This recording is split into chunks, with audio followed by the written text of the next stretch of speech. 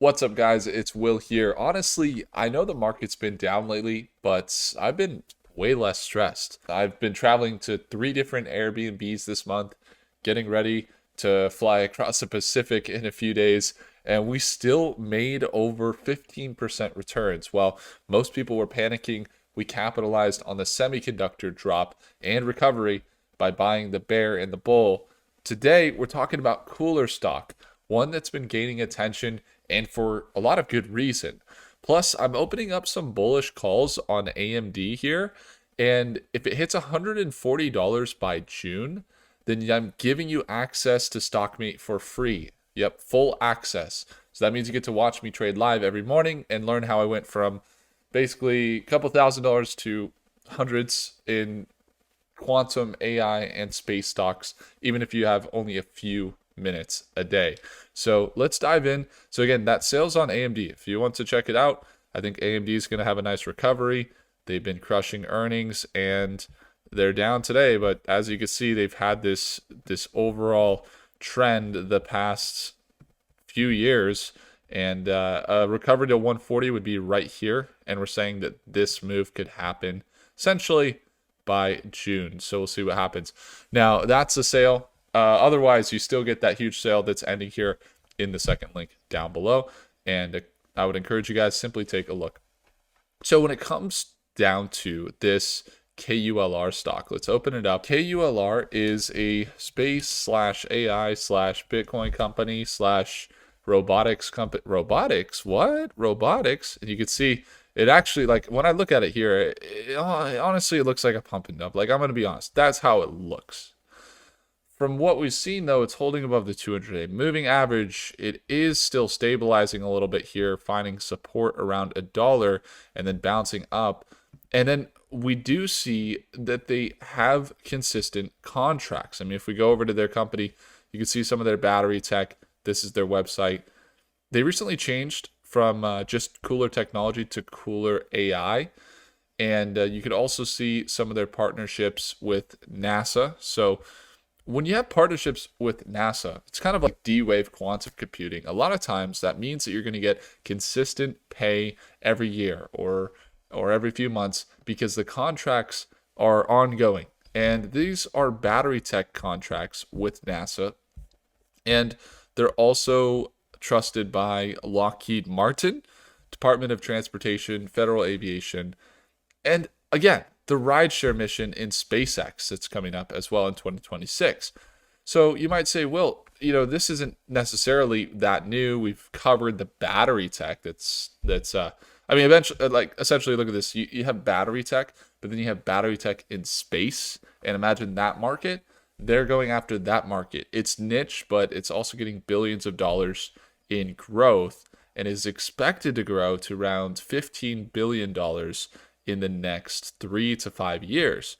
So if that's the case, and their market cap's at, let's say they become, I don't know, 10% of the market, they're at 359 million right now. 10% of, let's say, 10 billion is how big the market is. That would be a $1 billion market cap. But it actually looks like they have a bigger piece of the market because they got in pretty early on this niche. Now, one of the things they recently added, besides their Bitcoin, so they hold almost all their cash in Bitcoin as opposed to cash, which is interesting because they work with the government. You'd say, oh, is it more conservative? But after the government announced, the Federal Reserve announced that digital gold is Bitcoin and that there's going to be a treasury from the US buying Bitcoin, KULR, shortly after, the CEO, Michael Moe, met with the CEO of MicroStrategy, and then they started holding Bitcoin as opposed to cash. But aside from that, they recently added this robotics section. That's right, robotics. And we could get into it. I'm going to actually open up this announcements here so you can see what it looks like. But they just announced yesterday that KULR expands into high growth robotics market with German bionic AI powered exoskeletons for the US workforce. As you can see, this exoskeleton market they're saying is expected to grow to 41 billion. I've already seen some workforce exoskeletons personally in robotics. A leading global robotics company known for its groundbreaking robotic exoskeleton, which is German Bionic, counts global logistics companies, large retailers, hospitals, and major international airports among its customers, including Dosher Intelligent Logistics, GXO, Nuremberg Airport, Canadian Tire, British consumer electronics retailer Currys.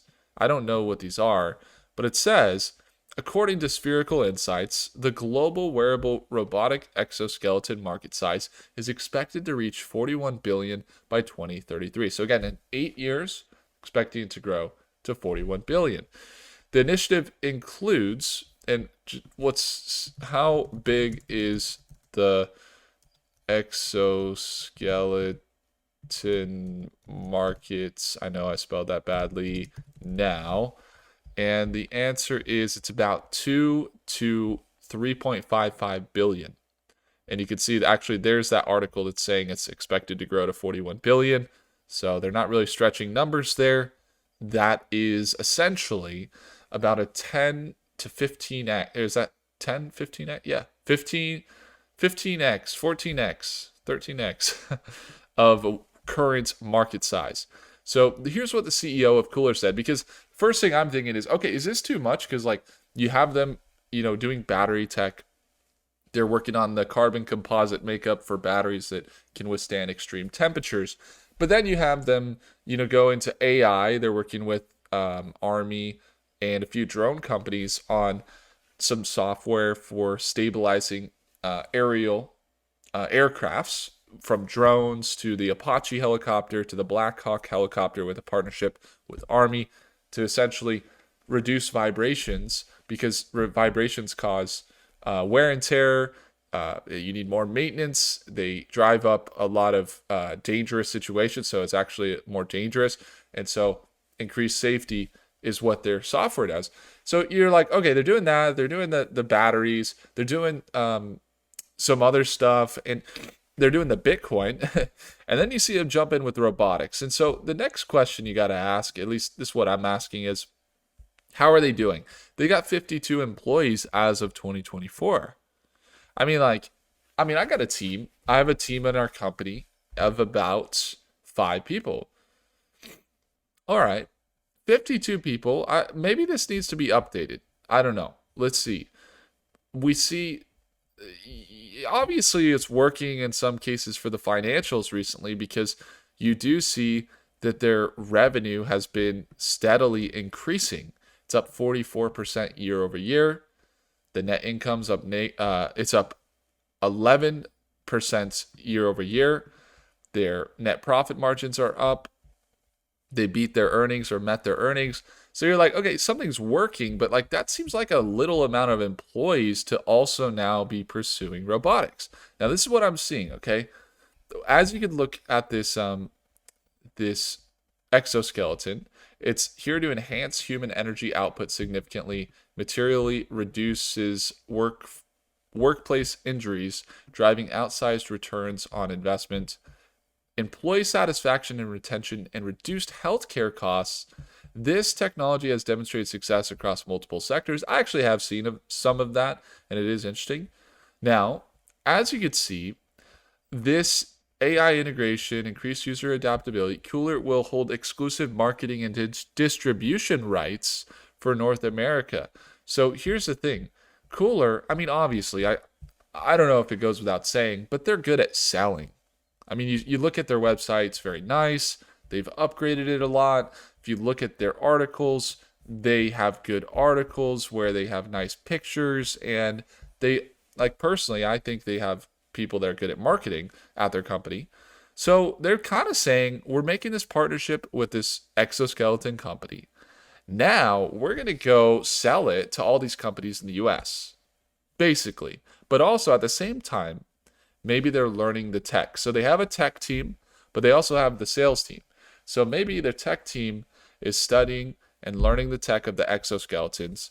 And then while that's happening, you see KULR plans to localize manufacturing and assembly of future generation exoskeletons within the United States, supporting domestic supply chain resilience, reducing lead times, and enhancing scalability for widespread adoption. So in other words, KULR is going to be selling these to some large corporations, potentially in the US. So you might say they might see opportunities with their current network, and they're saying, if we brought exoskeletons to so-and-so company, we could probably make some nice deals. So they go ahead, they partner up with this German company, the Bionic company, is saying, yeah, we could bring some of this tech in the US, but they're going to get a cut and capitalize on some of the market. And it says here, the CEO says, we're aggressively focused on this area of AI and robotics through this partnership and other strategic initiatives to help shape the future of human-machine interface. So that's the breakdown. I think it's actually a good move the way they approach it. If they said we're developing this tech, I would be like, whoa. This is way too much. You got 52 employees, at least that's what it says. Like, I'm like, I haven't pulled red flags, but they've been right on the edge a few times, right? But they've continually showed that what it is that they are doing and offering has been legitimate. And so this was one where I was like, all right, seriously, right now they're doing robotics with everything that's going on. And then we see, okay, they're actually more helping to expand that market and be a bridge between this company and US companies to capitalize on some of the growth. And I'm like, hey, imagine that. I mean, if their revenue is a couple $1 million right now, a quarter, they're like, all right, we're gonna do this and jump in. Maybe we sign a $5 million deal here with a big company like Walmart or whatever, where you got a bunch of workers, and boom, we give some supportive gear for that workforce. We sign a couple million here, a couple million there, and that'll increase our bottom line by enough to put us more in the green on the financials. So they're just like, how can we increase revenue? Maybe the battery market or space market, it can be volatile, although it's been good. I feel like ridiculous because I've always had this right by my desk, but just last week I went to this SpaceX event, or the space symposium, where I got to meet a lot of space companies, and the market seemed good. So the market they're in with space is good. The Bitcoin move, I think, it's good. This robotics move, I believe it's good. I actually like to see it, and I like to see them adopt tech so quickly. So yeah, again, that's how it looks with that. And then when you can take a look at their recent moves, obviously they're starting to recover a little bit, selling off just a tad today. There's maybe a level in this recent downtrend where they can recover back up to $2 or somewhere in this range. That's kind of what we talked about. I believe it was day before yesterday. And if that happens, that would be about a 48% increase. Right now, you can see that green line. When it's above, it's oftentimes bullish. When it's below, it's bearish. It just broke above that moving average, and now it's back down today and retesting a little bit. So if it holds and it starts to push up, and then we're starting to see it hold above that EMA and the SMA, then that would be more indication of some bullish momentum. The RSI and MACD on the indicators looking more on the oversold side after today with the recent sell-off. And we'll just watch closely to see if any opportunities present themselves tomorrow at market open. Again, if you guys want to join me there live, it's that second link in the description to see us there tomorrow and watch me trade live. That's going to do it for KULR stock. Again, what do you guys think down below? That's a 47% swing.